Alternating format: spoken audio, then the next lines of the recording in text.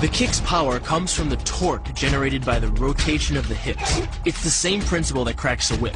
Turning the hips just a few degrees forces the foot to travel a much greater distance and creates a lot of speed as it does. The longer the leg and quicker the rotation, the faster the kick. And unlike karate, Muay Thai fighters are also taught to strike with the hard bone of the shin. A Muay Thai kick can generate roughly the same force as a baseball bat, enough to crack a rib. It works like a point of a knife. All the force is magnified by being concentrated in a small, hard area. Even if the elbow doesn't deliver a knockout, it will almost always leave a nasty cut, and often hitting in close neutralizes the opponent's weapon advantage. Then, in the clinch, we bring the power of the knee to bear. Unlike the kick, which relies on rotation to create power, the knee gets its power from leverage. Pulling our opponent down as we drive the knee up can deliver up to 2.5 tons of force, enough to lift a car. It's not the arms, but the legs that drive this. Like a piston, the explosive power of the legs is capable of generating hundreds of pounds of force, all to a very vulnerable area, the soft underside of the opponent's jaw. Like the Hanuman move, the flying knee relies on the explosive power of the legs. But rather than spread the power of our blow over two fists, it concentrates it into the spear point of the knee and combines it with the force of gravity. It's the equivalent of hitting our opponent in the chest with a sledgehammer. It works on a concept called the couple. Basically, it's two levers linked at a single fulcrum, the elbow lock. And it doubles the foot-pounds of torque you can generate when compared to a single-arm lock. There's more than enough force to flip an opponent to the mat or dislocate his elbow. Using the twisting motion of the torso to drive the strike, the business end of the hardwood fighting stick could quickly accelerate to more than 25 miles per hour. On contact with the skull, the energy is enough to cause a depressed fracture. It's the same injury-producing force as being hit in the temple by a hammer. Mali relies on something called a flexion moment imparted to the neck to do damage. An average man's neck can withstand about a 140 foot-pound flexion moment. Beyond that, soft tissue and even vertebrae can be crushed. By bringing your weight down fast, this move could easily deliver twice that amount of force. And it wouldn't just end a fight. It could leave your opponent paralyzed or dead. Close, the opponent's neck is exposed. But because of the close range, the hand doesn't generate a huge amount of force. It's enough to stun, but probably not enough to cause severe injury. But replace the hand with a weapon, a stick or a knife, as you would in combat, and this could become a kill shot. The kick's power comes from the snap of the knee. The snap is created when the quadricep, the largest muscle in the body, contracts and pulls the tendon connecting to the foot over the knee. Using the knee as a pulley, the strength of the quad is enough to accelerate your foot to speeds close to 30 miles per hour. Because the area of impact is focused on a small part of the foot, it magnifies the force of the blow, making it capable of dropping 1,000 pounds of force on your head. It's like getting whacked in the head with a Louisville Slugger. It works by taking the opponent's blow at an angle, which deflects the energy of the blow away from the vulnerable torso. The harder you block, the further his blow will be deflected, and the more open he'll be to a counter strike. Rotating your fist 180 degrees right before it strikes the intended target. The twisting snap of the arm maximizes the speed of the punch and magnifies the force of the blow by concentrating the impact on the first two knuckles of your hand. Done correctly, it can deliver as much energy as a bowling ball dropped from the top of a house, more than enough to cause soft tissue damage or break a rib. Because it swings through such a wide arc, the wrist is moving at speeds of up to 43 miles per hour. And since the radius doesn't deflect or compress nearly as much as a fist, it can deliver a staggering blow, like being hit with an axe handle. This roundhouse kick is designed for maximum impact. With the powerful muscles of the thigh yanking the tendon over the knee, the foot accelerates from 0 to 21 miles per hour in just 1/3 of a second.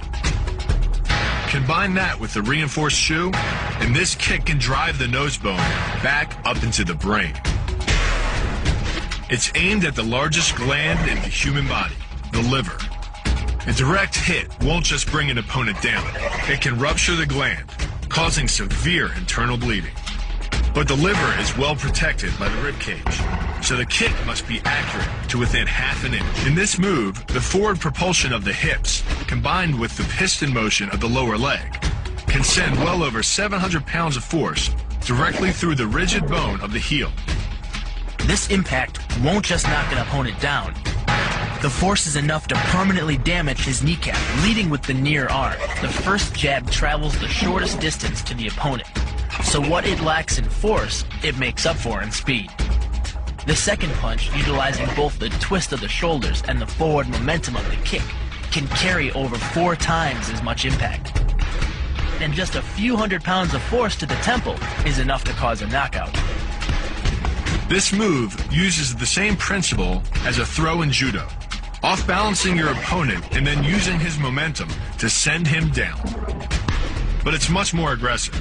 The sweep here is actually a strike to one of the most sensitive areas of the body, the Achilles tendon. The Achilles tendon.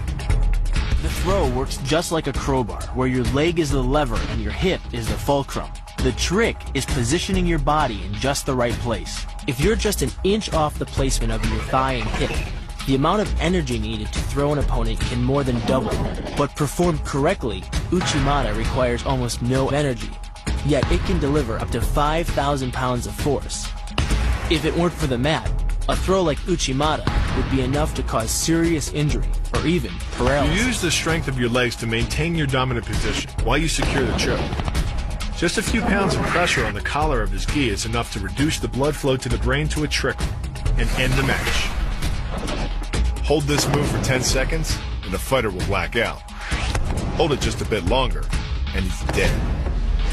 By bending the elbow across the fulcrum of your hips, you're subjecting the weak joint to the leverage of 2 strong forces: the pull of your thighs on his shoulder and your hands on his wrists. As little as 1,000 pounds of force can be enough to destroy the elbow. The leverage of the armbar can supply much more than that. The sacrifice throw is a simple lesson in conservation of energy. The stronger the opponent attacks, the further he gets thrown. It works like a catapult, where your opponent's momentum supplies the counterweight. The faster he's going, the further he's going to fly, and the harder he's going to land. That land with the side, ball, or top of the foot. The gastrizin uses the heel to deliver the blow. This alignment of the heel, ankle, lower leg complex channels some 2,000 pounds of force into the opponent. More than enough to break a baseball bat. The higher you can lift your opponent in this move, the faster he'll hit the ground. It's not just your force working against him. His acceleration due to gravity can mean his head hits the ground with a 3,500 pound impact. On a hard surface like concrete, this is more than enough to cause a serious brain injury. First, the opponent's arm works as a lever to optimize your control. Second, your own back serves as a pivot point for the throw. The strength and stability of your back allows you to throw a much heavier opponent than in a move that requires you to lift him. This move uses your opponent's arm as a lever working against him. The greater the torque on his shoulder, the greater the pain inflicted. And exceeding the joint's normal range of motion causes more than just pain.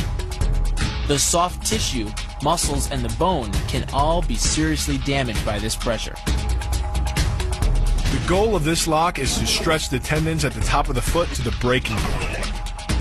The strongest tendons have a tensile force threshold of just over 400 pounds. Applying any more pressure than that can tear the tendons from their base or snap them in two. Because you don't have time to cock your arm in a surprise attack, bursting's effectiveness doesn't come from the rotational power of the torso. Instead, it's driven by the legs, which hurl you forward into your opponent. Both the block and the strike land with 300 pounds of force, more than enough to collapse the windpipe or fracture the delicate bones of the face. Doing the 360 defense requires you keep your body in motion at all times, using your arms to defend different angles of attack. The key is keeping your arms at an oblique angle with your hands open and straight so that you don't take any blows straight on. Each is deflected down the angle of your forearm, which reduces its impact. Your opponent is relying on his grip strength and outstretched arms to maintain the choke. The strength of your back and shoulder muscles is greater than the applied force of your opponent's hold, so it doesn't take much to break his grip. And the closer your hands are to your own neck, the greater the leverage. The disarm is basically a judo wrist lock and uses many of the same principles. By pulling your attacker forward as you turn, he loses his balance, giving you control of his wrist. The barrel of the gun then becomes a lever, allowing you to take the gun. Because you are using the muscles of your torso, which can deliver up to 10 times more force than the muscles of the wrist, the disarm works against an opponent who is much stronger than you. An elbow strike from another martial art, Muay Thai. But because the metal doesn't deform on impact, like human bone, every ounce of power is channeled directly into your opponent's face. With the twisting motion of the torso generating the force, and the stiff metal of the M16 providing the impact, it's enough to shatter a cheekbone or break a jaw. The combined momentum of your forward step, the twist of your torso, and the swing of the rifle, the butt stroke can strike your opponent at over 18 miles per hour, carrying well over 550 pounds of force. That's enough to drive a 16-penny nail through nearly 2 inches of pressure-treated wood. Add a follow-up slash and thrust with a bayonet, and the butt stroke becomes a real killer. But the real damage from the knee bar doesn't come from gravity. It comes from leverage. Once the knee is locked, your hips act like a fulcrum, and his leg acts like a lever, multiplying any force you apply. So even though the ligaments and tendons around the knee can sustain 1,700 newtons of force, the knee bar can load a lot more than that, enough to completely destroy the joint. His opponent at a location above the center of mass, while using his sweeping leg to create a tripping point, which is below his opponent's center of mass. Once the loss of stability has occurred, gravity does the work, and the damage. On the ground and on his back, your opponent is now vulnerable to any number of finishing strikes. Much like a nutcracker, your forearm and biceps apply pressure to your opponent's carotid arteries. Located on either side of the trachea, these two arteries are the only way to get blood to the brain. It can take less pressure than squeezing an orange to stop the flow of blood to the arteries. And with no blood flow, the brain shuts down almost instantly. Fight over. Control of your opponent's leg, you turn his hip into a pivot point. And there are 2 forces being imparted about the pivot point, one by the arm above and one by the sweep below. These forces act as a couple, resulting in your opponent's rotation that slams him right to the deck. And given the speed of rotation and the force of gravity, that impact could cause permanent injury. The key to the double is to hit your opponent below his rib cage, which knocks him off his center of gravity. Wrapping your arms around his legs prevents him from regaining it. Your forward momentum, coupled with the upward thrust of your hips, gets your opponent airborne. Driving him to the mat can yield over 3,000 pounds of injury-producing force. That's like dropping a 20-pound bag of cement off a 9-foot ladder onto someone's chest. The key to the sprawl is sliding your legs backward, while leaning in and locking your hips at the same time.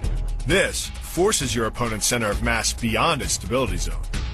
Coupled with the downward thrust of your forearms, he's now supporting your entire upper body with the back of his neck and head, which leaves him face down on the mat, vulnerable to any number of attacks. The power of this move comes from the spin. Like the wrecking ball at the end of a demolition crane, the power is generated by the rotation of the body. In conjunction with the snap of the knee, the foot achieves a velocity of nearly 30 miles per hour. When the heel connects with the solar plexus, it transfers 1,400 pounds of force, enough to damage internal organs and fracture multiple ribs. It gets its power from the pressure exerted by your legs. The first leg imparts pressure to the carotid artery.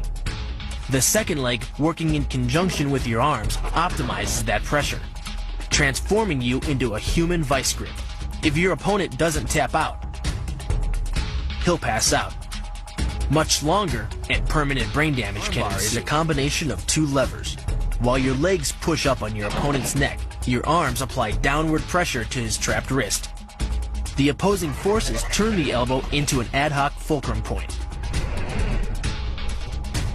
The armbar can result in a complete destruction of the elbow's articulating structures. The move is difficult but devastating. There's no opposing object to push against, so all the energy of the move must come from the momentum of the leap and the acceleration of the kick. The snapping motion of the lower leg functions much like a coiled spring. When unleashed, the kick reaches impact speeds of 20 miles per hour and delivers up to 400 pounds of force to the opponent's chest. The key to this synergy of speed and power is punch technique, punch location, and punch frequency. With your elbows tucked in behind your fist, the energy of each punch is maximized. And because the punch is delivered to your opponent's core along a center line, the more directly that force is transmitted to his body. The effect is similar to that of continually slamming a battering ram against a door. No matter how strong, it can only sustain so many blows before it collapses. This kick is all about speed. The further the foot travels, the greater its acceleration, and the more dangerous a weapon it becomes. Powered by the muscles of the hip flexor and the quadriceps, by the time your foot reaches your opponent's throat, it's traveling nearly 40 miles per hour. That type of speed yields over 1,000 pounds of force, enough to puncture the Adam's apple and crush your windpipe. The power of the takedown is derived from the simple mechanical advantage you hold over your opponent. By wrapping up his striking leg at the upper thigh, you've placed your opponent in what's called conditional stability. If he remains stationary, he could technically maintain his balance indefinitely. But by driving him backward and initiating a sweep of his other leg, you've added two destabilizing factors, and the loose center of gravity simply cannot hold. By grabbing the wrist, you provide hundreds of pounds of additional leverage. This reduces your opponent's ground weight by half and allows you to more easily knock your opponent off balance. The rotation of the hips then amplifies the power of the leg sweep. Coupled with the wrist grip, you are in complete control of your opponent's body. Leaning back slightly and driving the knee up utilizes the full power of the thigh, and the foot accelerates up to 16 miles an hour in just 1/4 of a second. That's twice the acceleration speed of a Porsche. Coupled with the rotation of the hips, the kick can impart 450 pounds of force upon impact with the ribs. When executed perfectly, it's a motion similar to cracking a 2x4 with a sledgehammer. The calf crush works because of the ankle lock. Working in conjunction with your leg, it serves as a sort of high torque pinch point, imparting hundreds of pounds of force on the tibia and fibula.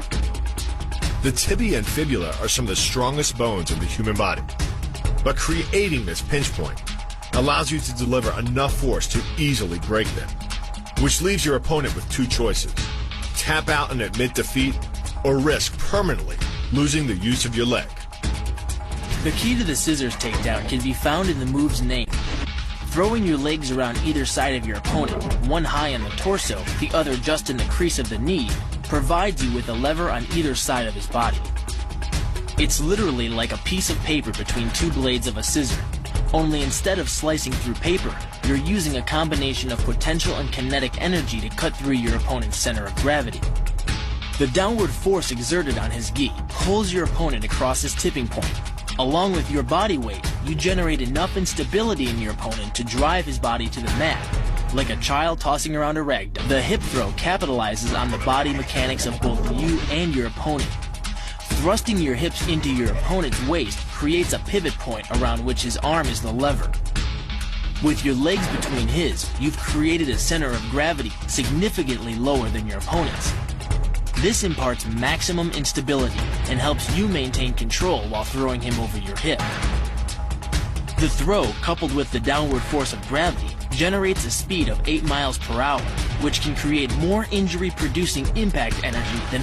The throw, coupled with the downward force of gravity, generates a speed of 8 miles per hour, which can create more injury-producing impact energy than falling down a small flight of stairs. This move is kick speed and kick placement.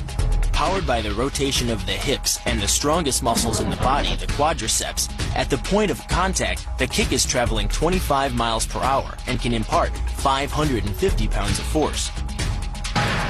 The wider the foot travels from the center of its axis, the more speed and power it picks up. more than enough to cause a knockout or concussion. Delivered to the neck, it can fracture the cervical vertebrae. The rotation of the torso is the basis for the strike's power. Because the torso has an effective mass far greater than the arms, its rotation can impart up to 400% more force to your target. And the last-minute rotation of the wrist can magnify that force even more. These alternating points of leverage are the basis for the move. Locking the hands high behind the shoulder blades puts you in control of your opponent's center of mass, which in turn negatively affects his conditional stability. Dropping the hands behind the lower back and driving your chin into the chest further disturbs his center of mass and makes resistance from this position nearly impossible. The application of maximum force ensures you maintain control while driving your opponent to the ground. The first elbow strike can accelerate to a speed of 25 miles per hour in less than a quarter of a second. Less than a third of a second later, the initial strike is followed by another, equally devastating shot. By employing the bony tip of the elbow, these strikes deliver a double dose of injury-producing energy and can result in a broken nose, facial fractures, or a wicked Throwing your cut. body into the air, you effectively become a human missile, hurling your entire body mass into your opponent's gut. The force created by the body's forward momentum is partially absorbed by your opponent, which can knock the wind out of him, or even crack a rib. But the coup de grace is the elbow chop. Impacting with the head at nearly 15 miles per hour, a solidly landed elbow to the head's frontal bone can knock your opponent out, fracture his skull, or cause serious spinal cord damage. The move works by using your opponent's own body weight against him. The first strike can land at speeds greater than 20 miles per hour and can stun your opponent with the same injury-producing energy as dropping a bowling ball from over 11 feet onto his torso. By using his arm as a lever in conjunction with the leg sweep, you drive your opponent to the ground. Once he is on the ground, you follow up with a devastating strike to his face. The secret to the move is wrist control. By rotating your opponent's wrist to the maximum extent of its range of motion, the bones of the wrist lock against the bones of the forearm and make it impossible to bring the strong muscles of the upper arm to bear. Then, you can pull your opponent off balance and into a potent knee strike. The combined force of the knee strike and your opponent's forward momentum can be as much as 2,000 pounds, enough to dent sheet metal. The effectiveness of the Pollock High Mao lies not in raw power, but in speed. By relying on your triceps to snap the strikes forward over the elbow, 3 blows can hit in 7/10 of a second. The final impact of the strike to your opponent's face can deliver as much as 175 watts of power, more than enough power to stun him or crush the cartilage of his nose. You then add insult to injury, firing one last shot into one of the most sensitive regions of the body, the groin. Pulling off the move relies on 2 factors. The first is to combine the block and the strike into a single action. This reduces the time your opponent has to respond to just 1/10 of a second. But the real focus is to aim your strike at the throat. Because as little as 76 pounds of force can collapse the larynx, the strike doesn't need to deliver a lot of force to be deadly. One blow like this, and the fight is over. The hyperextension of the elbow, created by pulling back on the locked arm, virtually ensures that he will be taken down. The knee strike to the wrist dislodges the knife and further loads the elbow and shoulder. The technique can easily result in damage to the elbow joint, the tendons of the rotator cuff, or even a broken arm. The key to this move is turning your opponent's lower arm into a lever. By grabbing his arm during the initial attack, you set up the lever such that direct loading to his elbow joint is achieved. Once the elbow is locked and loaded, you can pull a much heavier opponent off balance by simply lowering your center of weight. With practice, the ninja can hit his intended target from distances as great as 45 feet. At impact, that's more powerful than a Major League Baseball This move is more about timing and precision than power. Instead of hacking through the limb, the first strike imparts an injury just a few inches below the elbow. The sword's razor-sharp blade easily slices through the soft tissue of the attacker's arm. This opens up his defense and provides the ninja a clean opportunity to deliver the kill stroke, a powerful shot to the top of his head. The tornado kick is a study in controlled chaos. A quick spin confuses your opponent. Then one knee is thrust into the air, launching your entire body high enough to fire a powerful kick. The momentum generated by your body weight rotating freely, combined with a powerful hip thrust, creates a devastating blow of over 700 pounds of force upon impact. More than enough to permanently damage the hyaline cartilage that protects the larynx and spinal cord. What makes this combo so effective is the momentum behind it.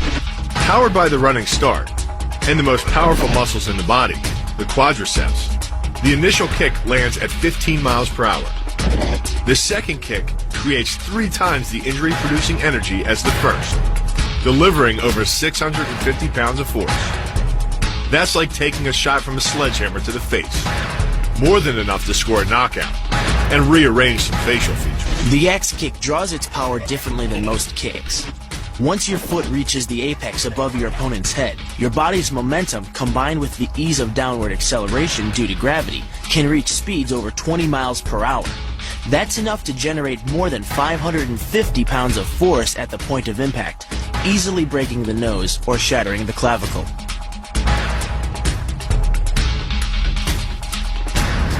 The power of this move comes from the spin. The rotation of the torso, combined with the foot at the extremity of that rotation, generates speeds of over 20 miles per hour. By the time the heel connects with the solar plexus, it is traveling 60 miles per hour and transfers over 450 pounds of force, enough to break ribs and even damage internal organs.